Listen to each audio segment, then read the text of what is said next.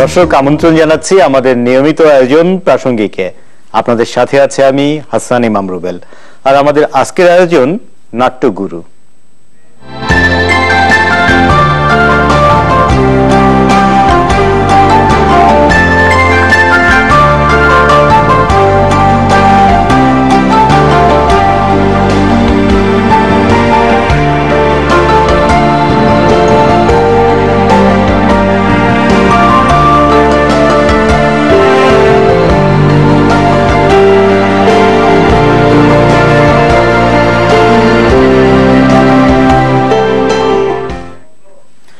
দর্শক, আজ 25শে নভেম্বর, নাট্যগুরু নুরুল মোমেনের 107তম জন্মদিন।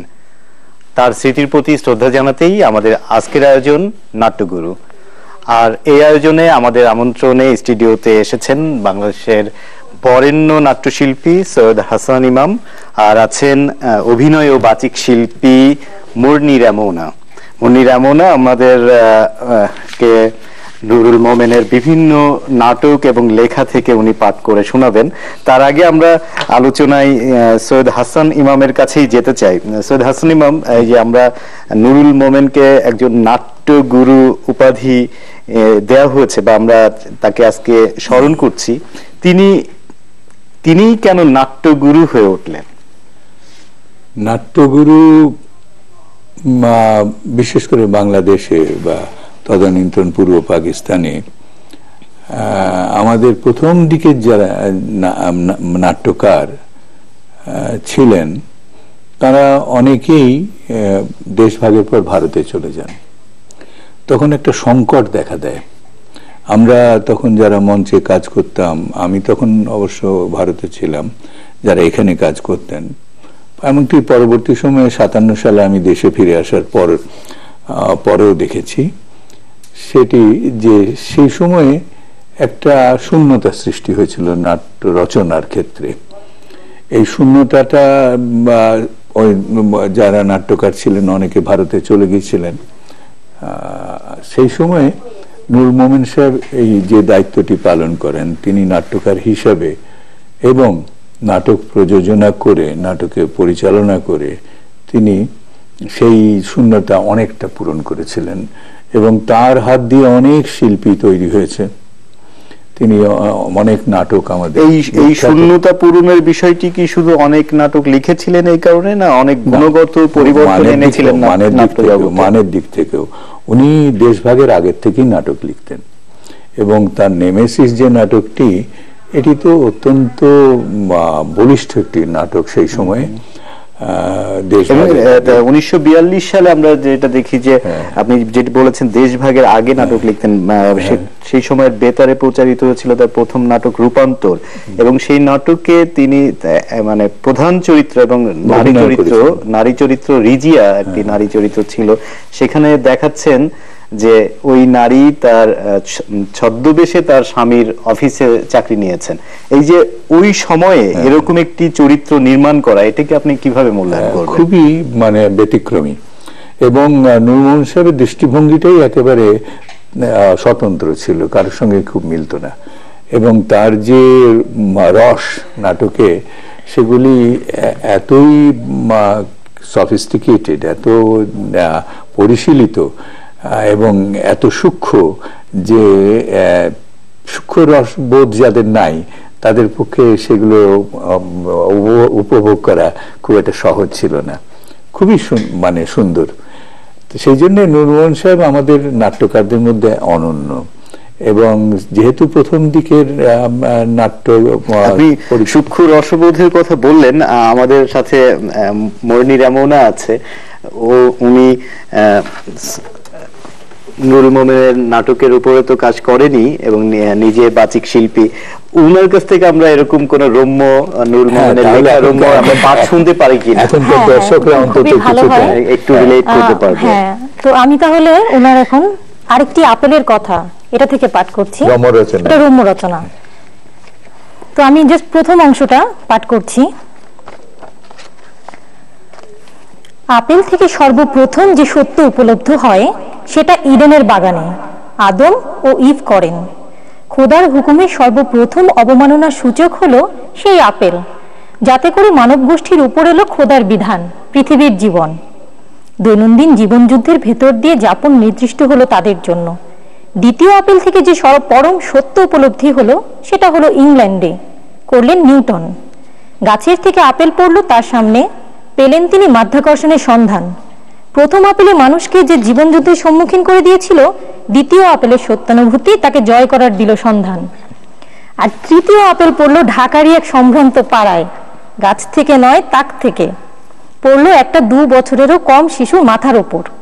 কিন্তু মুহূর্তে যা ঘটলো তাতে child is the father of man মনে করে শিশুটি মুক্তোর মতো দাঁতগুলো বের করে হাসতে গিয়েছিল, এবং হেসেও ছিল খানিকটা। এর মধ্যে ছেলেটির নানি চিলের মতো ছো দিয়ে তাকে তুলে নিয়ে ডুকরে কেঁদে বললেন, ওরে আমার নানু রে, মাথাটা তোর যে একেবারে গুড়িয়ে গেছে রে। সঙ্গে সঙ্গে ছেলেটিও হাউ হাউ করে কেঁদে উঠল। তারপর যেখানে আপেল পড়ছিল পানি দিয়ে রগড়িয়ে দেওয়া হলো, সেখানে যেন একটা ক্রিকেট বল এসে লেগেছে। আর্নিকা এক ডোজ খাইয়ে দেওয়া হলো সঙ্গে সঙ্গে। এই আর কি। এই যে রম্য করছে আপেল, একদিকে আমাদের মানব জাতি সৃষ্টির যে আদি যে মিথ বা ধর্মীয় যে ব্যাখ্যা, আবার একদিকে নিউটন আপেল থেকে আমাদের গ্র্যাভিটি বা মাধ্যাকর্ষণ শক্তি আবিষ্কার, আবার সেখানে একটি শিশুর সাথে আপেলের মানে শিশুটি মানে এমন ব্যাপারটি যে শিশুটি প্রথম হাসছিল, কিন্তু নানি এসে তাকে কাঁদতে বাধ্য করলো যে কি যেন হয়ে গেছে, বড় কোনো ঘটনা ঘটে গেছে। সামান্য একটা আপেল, তুচ্ছ ঘটনাটি তিনি দেখেছিলেন হয়তো, কোন একটি বাচ্চার মাথায় একটি আপেল পড়েছে। আসলে ঘটনাগুলো এভাবেই হয় যে মানে তুচ্ছ ঘটনা থেকে তিনি এই যে বিশাল একটি বিস্তার দিলেন এবং বিশ্লেষণ দিলেন, এটা অসাধারণ। এবং তাছাড়াও তার যে মানে সূক্ষ্ম রসবোধ যেগুলো নাটকের সংলাপে চরিত্র চিত্রণে খুবই সুন্দর ছিল। এবং নাট্যগুরু এই জন্য বলা হয় যে তিনি এখানে এই দেশভাগের পর এই অঞ্চলে তিনি নাটকের প্রধান ব্যক্তি, এবং তিনি অনেক শিষ্য অনেক তৈরি করেছেন যারা পরবর্তীতে নাট্য আন্দোলনে অনেক বড় ভূমিকা রেখেছেন। আপনি যেমন নেমেসিসের কথা বলতে যাচ্ছিলেন, যে আমরা যেটুকু জানি যে নেমেসিস নাটকের মধ্য দিয়েই আসলে তার মানে তিনি নিজেকে এবং বাংলাদেশের নাট্য জগৎকে একটি অন্যতম উচ্চতায় নিয়ে যান, এবং আন্তর্জাতিক সমালোচকরাও তাকে এই নাটকে বাংলাদেশের নাট্য জগতের একটি পথিকৃৎ হিসেবে আখ্যা দেয়, বিশ্ব নাটকের পথিকৃৎ হিসেবে। কারণ নেমেসিস নাটকটাই একক অভিনীত নাটক, এবং তিনি প্রথম যে অভিনয় হয় সে নুরুল মোহাম্মদ সাহেব নিজে অভিনয় করেছিলেন। পরবর্তীতে অবশ্য আমাদের বাংলাদেশের টেলিভিশনে মুস্তাফা অভিনয় করেছেন, নুরুল মোহাম্মদ সাহেব নিজেও আরেকবার অভিনয় করেছিলেন। এই যে একক অভিনীত নাটক, এই ধারণাটাই তখন এই উপমহাদেশে তো ছিলই না, সারা পৃথিবীতে 3000 বছরের ইতিহাসে এর আগে 2টি নাটক এরকম একক চরিত্রের আগে একক চরিত্রে হয়েছে। এবং এই নাটকটির যে বিষয়বস্তু এবং এর যে স্যাটায়ার, এটা অসাধারণ। সেই সময়ে যে দেশের যে খাদ্য সংকট, 50-এর মনান্তরের ব্যাকগ্রাউন্ডে যেটা লেখা, এটা সত্যি খুবই দুরূহ একটি বিষয়। 50-এর মনান্তরের সঙ্গে আমরা নেমেসিস তো গ্রিক পুরাণে একটা হিংসার প্রতিভূ হিসাবে আসে, তো 50-এর মনান্তরের সঙ্গে নেমেসিসের সম্পর্কটা কিভাবে উনি? না, আমরা সেই সময় 50-এর তখন আমি খুবই ছোট, 50-এর মন্বন্তর মানে ইংরেজিতে 43 সাল, তখন দ্বিতীয় মহাযুদ্ধ মাত্র শেষ হয়েছে। তো সেই সময়ে এই যে দুর্ভিক্ষটা, এটাকে বলা হতো, বলতাম, আমরা সংবাদপত্র দেখেছি যে মানব সৃষ্ট দুর্ভিক্ষ, এটা প্রকৃতি সৃষ্ট দুর্ভিক্ষ নয়। এবং সেটার কারণ হয়েছিল যে সেনাবাহিনীকে চাল সরবরাহ করার জন্যে তখন সরকার চাল কিনে ফেলছিল বাজার থেকে, এবং তারা গোডাউনে রাখছিল যাতে যুদ্ধ যদি প্রলংড হয় তাহলে সেই চালগুলো তারা সেনাবাহিনীর খাওয়ার জন্য ব্যবহার করবে। ফলে একটি বিশাল খাদ্য সংকট দেখা দেয়। এবং সেই সময়ে আমার যদ্দূর মনে আছে যে চালের দাম খুব জোর, 1 টাকায় 9 সের চাল পাওয়া যেত, এরকম 4-5 টাকা বোধহয় মন ছিল। সেইটার দাম উঠে যায় 60 টাকা 1 কেজি। কেজি তো তখন ছিল না, শের বলতো। তো মানুষের ক্রয় ক্ষমতার বাইরে চলে যায়, এবং মানুষ যে ভিক্ষা করতে আমি দেখেছি সেই সময়ে, তারা বাড়িতে বাড়িতে এসে ভাত চাইতে তাদের সাহস হতো না। তারা বলতো, মাগো একটু ফ্যান দেবেন, ফ্যান মানে ভাতের মাড়, একটু ফ্যান দেবেন, ভাত চাইতেও সাহস হতো না।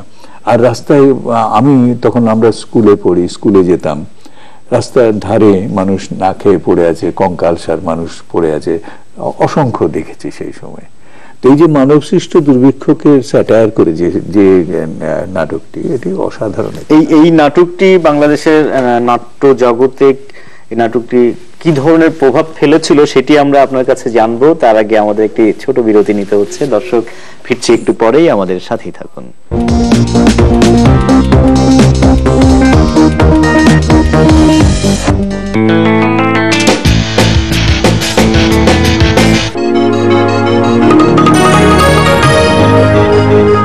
আজ কি খেতে চাও?